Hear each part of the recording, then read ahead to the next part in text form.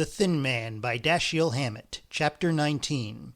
I was listening, Gilbert told me as we left the building. I think it's silly not to listen whenever you get a chance if you're interested in studying people, because they're never exactly the same as when you're with them. People don't like it when they know about it, of course, but, he smiled, I don't suppose birds and animals like having naturalists spying on them either. Hear much of it? I asked. Oh, enough to know I didn't miss any of the important part. And what did you think of it? He pursed his lips, wrinkled his forehead, said judiciously, It's hard to say exactly. Mama's good at hiding things sometimes, but she's never much good at making them up. It's a funny thing, I suppose you've noticed it. The people who lie the most are nearly always the clumsiest at it, and they're easier to fool with lies than most people too. You'd think they'd be on the lookout for lies, but they seem to be the very ones that will believe almost anything at all. I suppose you've noticed that, haven't you? Yes. He said, What I wanted to tell you, Chris didn't come home last night. That's why Mama's more upset than usual, and when I got the mail this morning, there was a letter for him that I thought might have something in it, so I steamed it open. He took a letter from his pocket and held it out to me. You'd better read it, and then I'll seal it again and put it with tomorrow's mail in case he comes back, though I don't think he will. Why don't you? I asked as I took the letter. Well, he's really Kelterman. You say anything to him about it?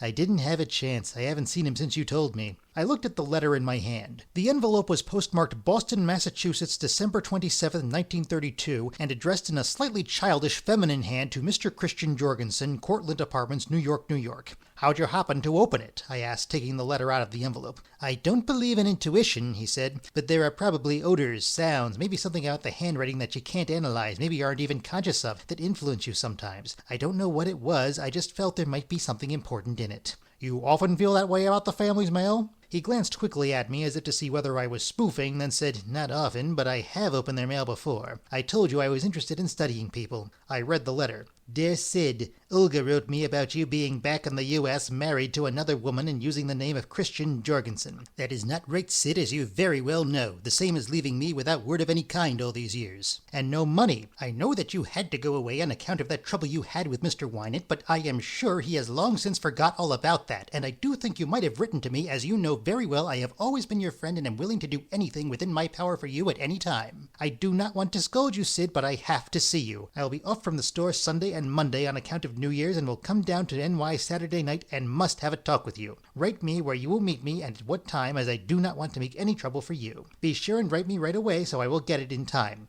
Your true wife, Georgia.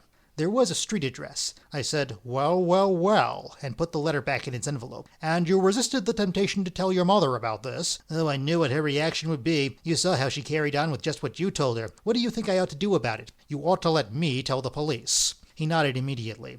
If you think that's the best thing, you can show it to them if you want. I said, Thanks, and put the letter in my pocket. He said, Now, there's another thing. I had some morphine I was experimenting with and somebody stole it, about 20 grams. Experimenting how? Taking it. I wanted to study the effects. And how'd you like them? I asked. Oh, I didn't expect to like it. I just wanted to know about it. I don't like things that dull my mind. That's why I don't very often drink or even smoke. I want to try cocaine, though, because that's supposed to sharpen the brain, isn't it? It's supposed to. Who do you think copped the stuff? I suspect Dorothy, because I have a theory about her. That's why I'm going over to Aunt Alice's for dinner. Dory's still there, and I want to find out. I can make her tell me anything. Well, if she's been over there, I asked, how could she? She was home for a little while last night, he said, and besides, I don't know exactly when it was taken. Today was the first time I opened the box it was in for 3 or 4 days. Did she know you had it? Yes, that's one of the reasons I suspect her. I don't think anybody else did. I experimented on her, too. How'd she like it? Oh, she liked it all right, but she'd have taken it anyhow. But what I want to ask you is, could she have become an addict in a little time like that? Like what? A week? No, 10 days. Hardly, unless she thought herself into it. Did you give her much? No. Let me know if you find out, I said. I'm going to grab a taxi here. Be seeing you. You're coming over later tonight, aren't you? If I can make it, maybe I'll see you then. Yes, he said, and thanks awfully. At the first drugstore I stopped to telephone Gil, not expecting to catch him in his office, but hoping to learn how to reach him at his home. He was still there, though. Working late, I said. His "that's what" sounded very cheerful. I read George's letter to him, gave him her address. Good pickings, he said. I told him Jorgensen had not been home since the day before. Think we'll find him in Boston? He asked. Either there, I guessed, or as far south as he could manage to get by this time. We'll try 'em both, he said, still cheerful. Now I got a bit of news for you. Our friend Nunheim was filled full of 32s just about an hour after he copped the sneak on us, deader in hell. The pills look like they come from the same gun that cut down the wolf dame. The experts are matching him up now. I guess he wishes he stayed and talked to us.